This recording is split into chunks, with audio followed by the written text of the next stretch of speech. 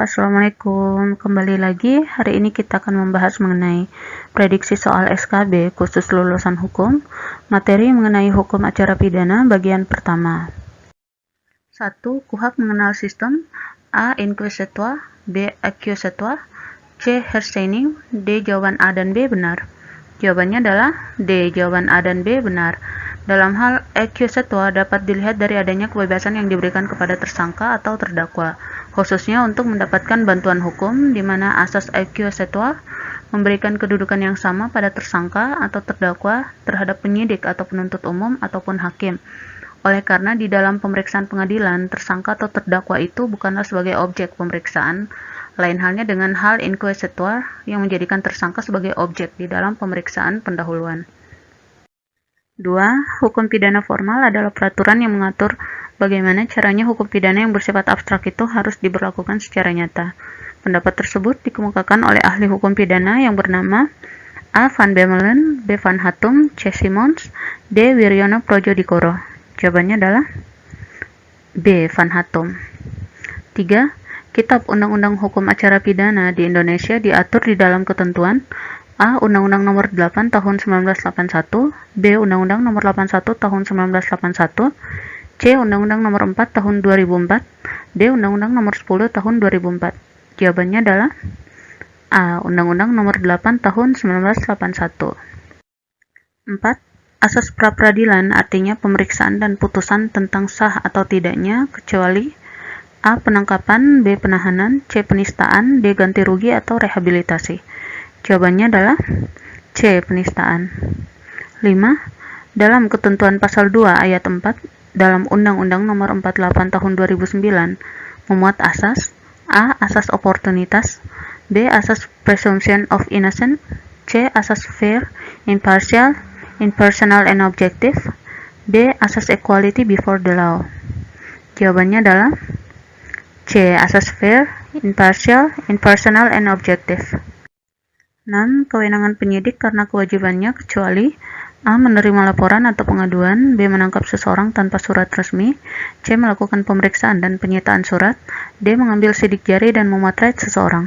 Jawabannya adalah D. Menangkap seseorang tanpa surat resmi. 7. Makna peradilan pidana terpadu atau criminal justice system berupa sinkronisasi struktural, substansial, dan kultural dikemukakan oleh A. Mulyanto, B. Muladi, C. Bardanawawi Arif, D. Nyoman Sarikat Putrajaya. Jawabannya adalah B. Muladi. 8. Penyidikan hanya dapat dilakukan oleh petugas Polri yang minimal berpangkat A. Sekurang-kurangnya mayor, B. Sekurang-kurangnya sersan, C. Sekurang-kurangnya pembantu letnan 2 polisi, D. Sekurang-kurangnya AKBP. Jawabannya adalah C. Sekurang-kurangnya pembantu letnan 2 polisi. 9. Di dalam KUHP, penyelidik segera melakukan tindakan penyelidikan sejak penyelidik A. Mengetahui suatu peristiwa kejahatan, B. Mengetahui kelalaian seseorang, C. Menerima laporan mengenai suatu pelanggaran, D. Jawaban A dan C benar. Jawabannya adalah D. Jawaban A dan C benar, yaitu mengetahui suatu peristiwa kejahatan dan menerima laporan mengenai suatu pelanggaran. 10. Di dalam KUHP, pihak yang berwenang melakukan penyelidikan diatur di dalam ketentuan A. Pasal 1 angka 1, B. Pasal 1 angka 2, C. Pasal 1 angka 3, D. Pasal 1 angka 4. Jawabannya adalah D. Pasal 1 angka 4. 11. Salah satu alasan penghentian penyidikan adalah A. Jika tidak terdapat cukup bukti, B. Tidak adanya surat tugas atau perintah, C. Demi kepentingan keluarga tersangka, D. Peristiwa yang diselidiki tersebut bukan merupakan kejahatan berat. Jawabannya adalah A. Jika tidak terdapat cukup bukti. 12. Gugatan pra-peradilan dapat diajukan ke pengadilan negeri untuk memeriksa dan memutus kecuali A. Sah atau tidaknya suatu penangkapan atau penahanan, B. Sah atau tidaknya penghentian penyidikan, C. Sah atau tidaknya perikatan antara tersangka dengan kuasanya, D. Permintaan ganti rugi atau rehabilitasi. Jawabannya adalah C. Sah atau tidaknya perikatan antara tersangka dengan kuasanya. 13.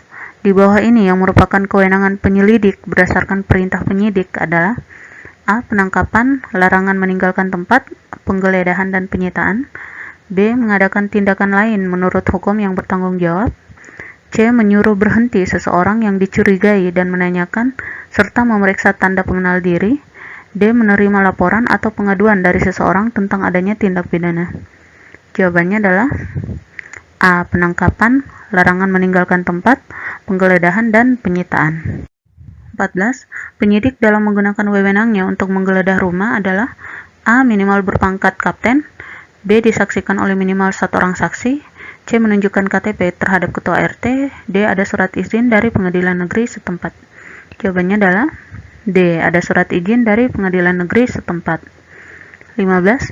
Alasan mengapa melakukan penahanan terhadap tersangka atau terdakwa menurut pasal 21 ayat 1 KUHP adalah A. Tersangka atau terdakwa dikhawatirkan melarikan diri, B. Tersangka atau terdakwa dikhawatirkan akan merusak atau menghilangkan barang bukti, C. Tersangka atau terdakwa dikhawatirkan akan melakukan lagi tindak pidana, D. Semua jawaban benar. Jawabannya adalah D. Semua jawaban benar. 16. Keadaan pada tahapan antara penyidik dengan penuntut umum dipergunakan istilah pra-penuntutan dan merujuk pada ketentuan di dalam pasal 110 ayat 3 dan ayat 4 KUHP. Merupakan pendapat siapakah yang dikemukakan pernyataan tadi? A. Lilik Mulyadi, B. Andi Hamzah, C. Wiryono Projodikoro, D. Muladi. Jawabannya adalah A. Lilik Mulyadi. 17. Pada pasal berapakah bantuan hukum terhadap tersangka atau terdakwa diatur di dalam KUHP? A. Pasal 50-60 KUHP, B. Pasal 75 KUHP, C. Pasal 69 sampai dengan 74 junto pasal 54 KUHP, D. Pasal 76 KUHP.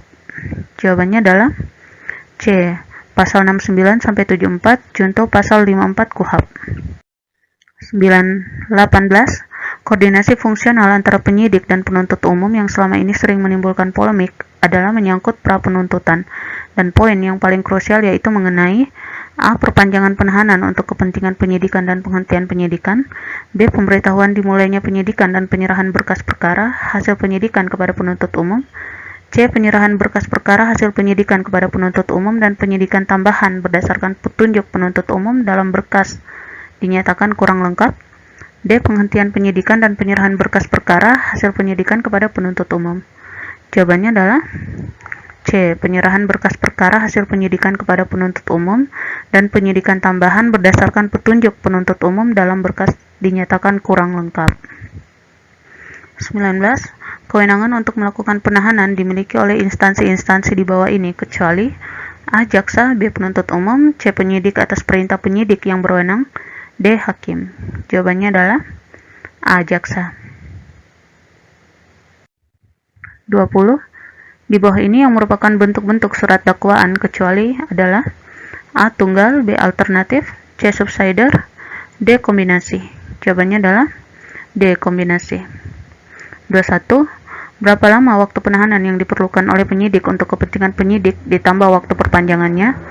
A. 14 hari, B. 40 hari, C. 20 hari, D. 60 hari.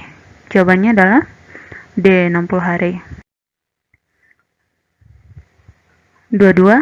Berapa jumlah keseluruhan waktu masa penahanan dari saat penyidikan, penuntutan, tingkat pengadilan negeri, pengadilan tinggi, dan tingkat Mahkamah Agung? A. 120 hari, B. 360 hari, C. 240 hari, D. 400 hari. Jawabannya adalah D. 400 hari. 23. Fungsi pengawasan horizontal pra-peradilan terhadap proses pemeriksaan pendahuluan yang dilakukan oleh lembaga pra-peradilan tersebut juga merupakan bagian dari kerangka sistem peradilan pidana terpadu. Hal ini merupakan pendapat yang dikemukakan oleh A. M. Yahya Harahap, B. Lilik Mulyadi, C. Andi Hamzah, D. Lubi Lukman. Jawabannya adalah D. Lubi Lukman. 24. Berikut ini adalah pernyataan yang tepat mengenai perbedaan mendasar antara lembaga pra-peradilan dan habeas corpus, yaitu A. Bunyi surat perintah pra-peradilan adalah sebagai berikut, yakni tahanan berada dalam penguasaan saudara, saudara wajib membawa orang itu di depan pengadilan, serta wajib menunjukkan alasan yang menyebabkan penahanannya. B. Pada pra-peradilan, surat perintah yang dikeluarkan melalui prosedur yang sederhana, langsung dan terbuka sehingga dapat dipergunakan oleh siapapun. C. Pada pra-peradilan, hakim yang mengadili perkara peradilan memeriksa sebelum sidang biasa di pengadilan. D. Habeas corpus, kewenangannya terbatas pada menguji keabsahan suatu penangkapan dan penahanan. Jawabannya adalah C. Pada pra-peradilan, hakim yang mengadili perkara peradilan memeriksa sebelum sidang biasa di pengadilan. 25. Apakah sistem yang dianut dalam pembuktian menurut KUHP? A. Pembuktian oleh penuntut umum dan tersangka atau terdakwa. B. Pembuktian oleh tersangka atau terdakwa. C. Pembuktian oleh penuntut umum. D. Pembuktian oleh penyidik kepolisian. Jawabannya adalah C. Pembuktian oleh penuntut umum. 26. Di bawah ini yang merupakan isi surat dakwaan adalah A. Motif terdakwa melakukan perbuatan pidana. B. Keterangan mengenai waktu dan tempat di mana perbuatan itu dilakukan. C. Keadaan terdakwa melakukan perbuatan itu. D. Kesimpulan terdakwa bersalah atau tidak. Jawabannya adalah A. Motif terdakwa melakukan perbuatan pidana. 27. Pencemaran nama baik diatur di dalam KUHP. Mengenai pencemaran nama baik adalah gugatan dari seseorang kepada orang lain yang dianggap telah mencemarkan nama baiknya, sedangkan rehabilitasi diajukan karena A. Perbuatan perdata. B. Perbuatan tercela pejabat publik. C. Mengganggu ketertiban umum. D. Perbuatan aparat penegak hukum yang bertentangan dengan hukum yang berlaku. Jawabannya adalah D. Perbuatan aparat penegak hukum yang bertentangan dengan hukum yang berlaku. Oke, demikian video kali ini. Semoga bermanfaat. Terima kasih.